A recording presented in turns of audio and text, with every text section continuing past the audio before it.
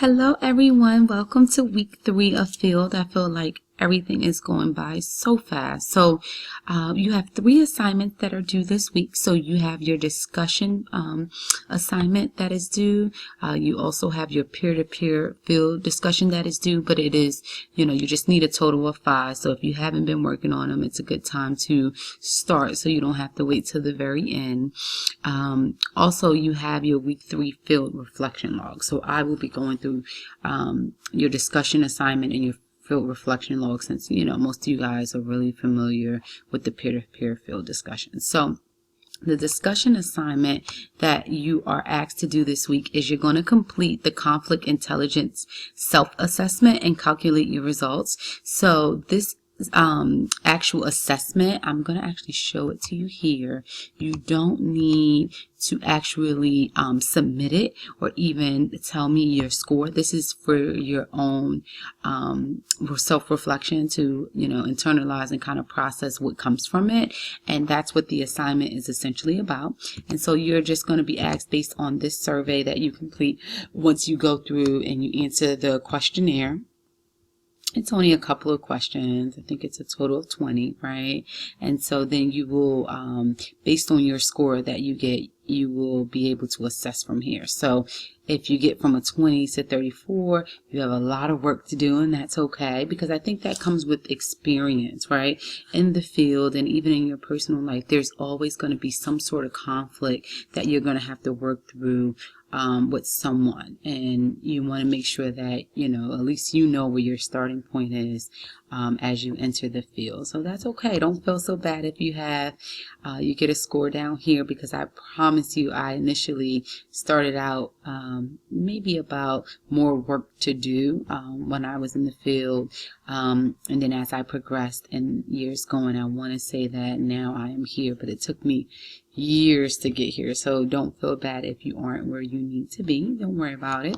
So what you're going to do once you complete that, you get a score. You don't necessarily have to submit it, but what you do have to do is you have to then respond in your response prompt and answer the following questions. So you want to make sure that you don't miss any of the questions that are outlined in the post. So did the assessment tell you anything that you didn't know? How did you feel about your results? How satisfied are you with the way you feel about the conflict? How satisfied are you with the way you handle conflict? And identify and discuss at least one thing you should or could change about the way you handle conflict.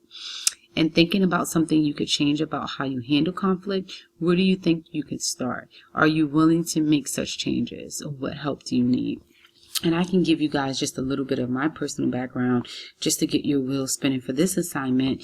Like I said before, when I was in the field, I would internalize a lot of my concerns when there was a conflict with administration or people who were my supervisor and those types of things. But what it did was it didn't allow me to be healthy in the workplace, even though it was filled, because if I'm not processing how I truly feel in a really respectful way with those who are responsible for implementation, then I felt like I was doing myself a disservice in the population that I was serving, because I don't think I was being able to advocate for them. But once I got to a place where I built a relationship and I could process that conflict, I think the issue that we sometimes run into is that we don't always have relationships with people, and we're meeting with conflict before that relationship is built. So that's what sometimes can be a barrier to us resolving issues. However, a lot of the times it's really just hearing out your concerns, expressing your concerns, hearing out the other person's concern, and trying to come to a common ground. I think that it's okay to respectfully disagree with someone on various scenarios, and just learning how to,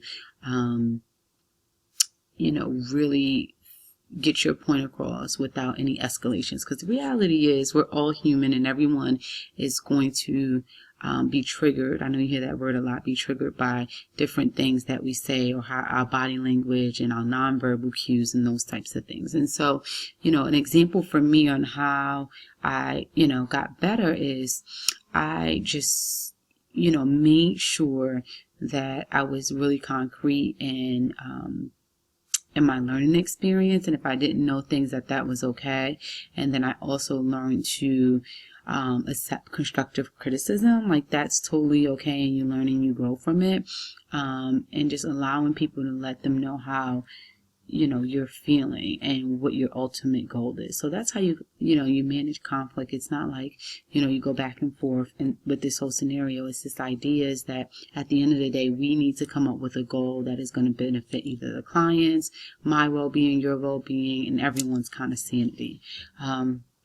So, some conflict can be more intense than others. So I'm interested in seeing how you guys view where you are and what you would like to improve on. So your initial prompt, I know I went on and on about that, so sorry for the long conversation. So your initial prompt is due this Thursday by 11:59. And then what you want to do is you want to make sure that you have a response prompt to one of your peers who doesn't have a response yet by 11:59. So you want to make sure that you complete this assignment. Any questions, please don't hesitate to email me. And then the second assignment that is due this week is your reflection log. And so you guys are really familiar with this. I think it's kind of redundant now, so I know a lot of you guys are able to kind of copy and paste and tweak some things, and that's okay. But I really want you guys to focus in on the things that are kind of constantly changing, like maybe a new case or a educational challenge that you're having, and making sure that you process your supervision time. I think that is essential. I think that will also change sometimes, based on, what you're working on with your supervisor and those types of situations you're processing as well. So that's really essential. So you want to make sure that you answer all of the questions. You're just really reflecting on what you're doing in the field and how things are coming along. So this is a way for me to kind of touch base early on in field to make sure that everyone feels like they're getting what they need, and then me kind of reaching out to see if anything that stands out to me in the reflection log so that I can make sure that you guys feel supported. So these are essential. So if there are concerns about any of the cases that maybe you feel like you didn't progress with your field supervisor, let me know. I'm just here to support you guys or maybe give you a different viewpoint.